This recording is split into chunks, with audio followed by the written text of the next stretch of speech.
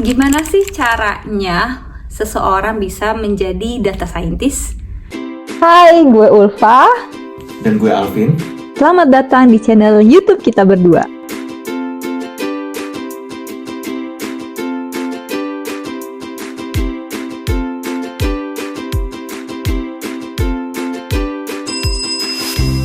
Hai, perkenalkan nama gue Ulfa dan saat ini gue bekerja sebagai data scientist di Jerman. Gimana sih caranya seseorang bisa menjadi data scientist? Nah, pada dasarnya semua orang itu bisa menjadi data scientist tanpa harus memiliki background pendidikan tertentu. Jadi nggak harus tuh kita punya pendidikan IT ataupun kita lulusan matematik atau statistik. Semuanya bisa menjadi data scientist asalkan memiliki motivasi, kemauan, dan bekerja keras untuk mempelajari skill set yang dibutuhkan untuk menjadi seorang data scientist. Nah, pada kali ini, gue bakal share ke kalian tentang bagaimana tips and trick yang harus kita siapkan kalau ingin menjadi seorang data scientist. Dan gue akan berangkat dari pengalaman pribadi gue yang saat ini menjadi seorang data scientist, meskipun gue sama sekali nggak punya background di bidang IT maupun matematik maupun statistik. Yuk kita simak apa aja yang harus dilakuin dan tips and triknya. Hal pertama yang paling penting ketika ingin menjadi data scientist adalah mempelajari programming atau coding. Kenapa programming dan coding itu penting banget ketika kita ingin menjadi data scientist? Karena pada dasarnya data scientist itu kalau dilihat dia adalah irisan dari computer science dan matematik maupun statistik.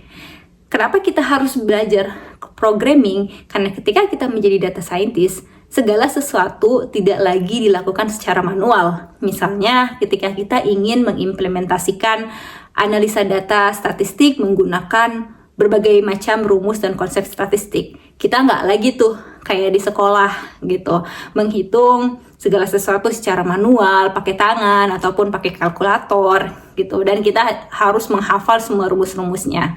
Ketika kita menjadi data scientist, itu tidak lagi dilakukan seperti itu. Jadi makanya kenapa programming itu menjadi salah satu skill fundamental yang dimiliki seorang data scientist. Selanjutnya, bagaimana kita bisa mempelajari programming sedangkan kita tidak memiliki background di computer science ataupun IT. Ya, jadi ini sebenarnya udah bukan lagi menjadi hambatan buat kita semua ya, karena kita sudah hidup di era digital di mana kita bisa banyak mendapatkan sumber informasi dan juga cara belajar yang cukup variatif. Kita bisa belajar melalui YouTube, kita juga bisa banyak googling di internet, apalagi sekarang juga udah ada ChatGPT ya. Namun kalau misalnya melihat dari bagaimana cara gue dulu mempelajari programming. Jadi gue belajar mulai dari basic, gue belajar kayak gue download sebuah aplikasi yang namanya SoloLearn. Di situ gue belajar programming seperti main games. Jadi gue bikin caranya itu biar asik gitu. Dan karena dia bentuknya aplikasi yang bisa gue download di HP, jadi gue bisa ngelakuinnya di mana aja. Kalau gue lagi di jalan, di kereta dan sebagainya, gue bisa sambil main HP daripada gue scrolling sosial media aja ya kan. Jadi gue coba untuk mecahin kayak rumus-rumus ataupun logika-logika pemrograman gitu lewat aplikasi tersebut gitu.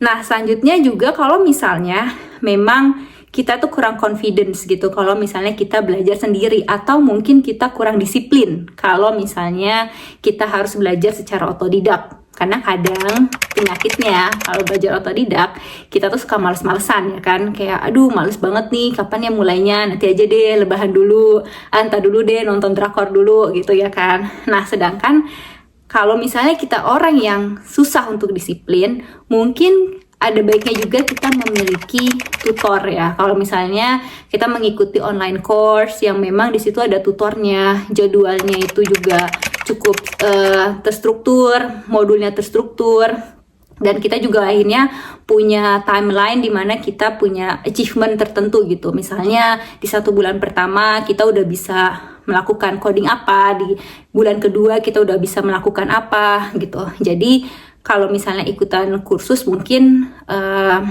fasenya tuh lebih jelas gitu. Karena itu pun yang gue alami. Jadi pertama gue belajar basicnya dulu sendiri melalui otodidak. Nah kemudian setelah gue mengetahui basic-basicnya dan menurut gue logika gue ini udah cukup nyambung gitu ya ke konsep tentang pemrograman, akhirnya gue ambil kursus data science. Tapi kalau misalnya teman-teman yang belajar otodidak dari nol itu juga susah karena butuh ada yang bimbing, kalau misalnya nggak paham atau ada error, butuh seseorang yang bisa kalian tanya. Jadi ada juga kok banyak kursus-kursus yang memang diperuntukkan untuk orang yang mau belajar programming itu mulai dari nol. Ya contohnya salah satunya itu ada DT-Sense Academy ya. DT-Sense Academy itu base-nya di Indonesia dan dia mengajarkan juga konsep-konsep data science, kemudian bagaimana mengimplementasikan skill programming untuk menganalisa data, mengolah data dan sebagainya. Dan di DT-Sense juga ada kelasnya tuh, ada yang mulai dari basic sampai ke level advance ya. Jadi tergantung kemampuan teman-teman udah sampai mana gitu. Nah, di DT-Sense juga kebetulan gue menjadi salah satu pengajarnya. Jadi kalau misalnya mau belajar sama gue, bisa banget ikut di DT-Sense Academy. Nah, kemudian selanjutnya, apakah kalau kita udah bisa programming itu aja udah cukup? Ya, pada dasarnya programming itu cuma salah satu skill yang dibutuhin ketika kita ingin menjadi seorang data scientist. Karena memang dalam dunia nyatanya tidak semua orang IT itu bisa menjadi seorang data scientist. Tapi tidak semua data scientist adalah orang IT. Kenapa demikian? Karena bisa programming aja itu nggak cukup.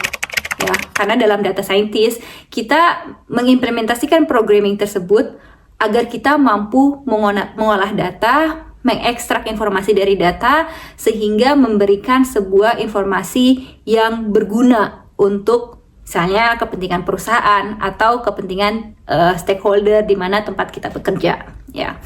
Nah, jadi apalagi yang dibutuhin ya? Kita juga butuh memahami beberapa konsep matematika dan statistik.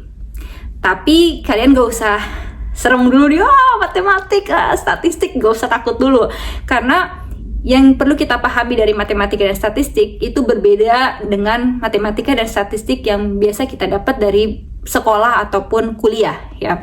Kalau di sekolah ataupun kuliah kita tuh benar-benar harus menghafal rumusnya, kita harus menghitung secara manual gitu, pakai tangan, pakai kalkulator gitu. Tapi ketika kita menjadi data scientist, yang penting kita memahami konsep-konsep matematika dan konsep-konsep statistik yang biasanya dibutuhkan dalam menganalisa data gitu.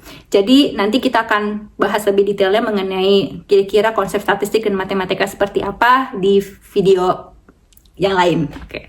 Nah, selain itu, selain matematika dan statistik, apalagi yang perlu kita miliki? Yaitu adalah analytical thinking ya, karena data scientist itu harus bisa menganalisa data dari data yang bentuknya abstrak, kemudian bagaimana kita akan mengolah data tersebut hingga bisa mengekstrak informasi yang bermanfaat. Nah, selanjutnya kalau kita udah punya skill programming, mengerti konsep matematika dan statistik, kemudian memiliki analytical thinking, selain itu kita juga membutuhkan skill komunikasi yang baik. Kenapa? Karena ketika menjadi seorang data scientist, kita tuh bukan cuma ada di belakang layar, tapi kita juga ada di depan layar. Karena kita juga harus bisa bagaimana menjelaskan hasil analisa kita terhadap stakeholder ataupun terhadap tim kita. Dan kadang stakeholder maupun tim kita itu nggak semuanya itu memiliki background sebagai data scientist atau data analis atau IT.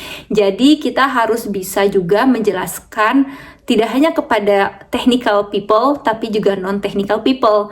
Jadi kita harus bisa menjelaskannya dengan bahasa-bahasa yang sederhana, yang mudah dipahami oleh orang-orang yang tidak memiliki background data science atau non-technical people gitu. Nah, makanya biasanya ketika misalnya kita menjelaskan sesuatu, kita juga berusaha menjelaskannya dengan visualisasi-visualisasi dan sebagainya agar mudah dipahami. Kira-kira seperti itu.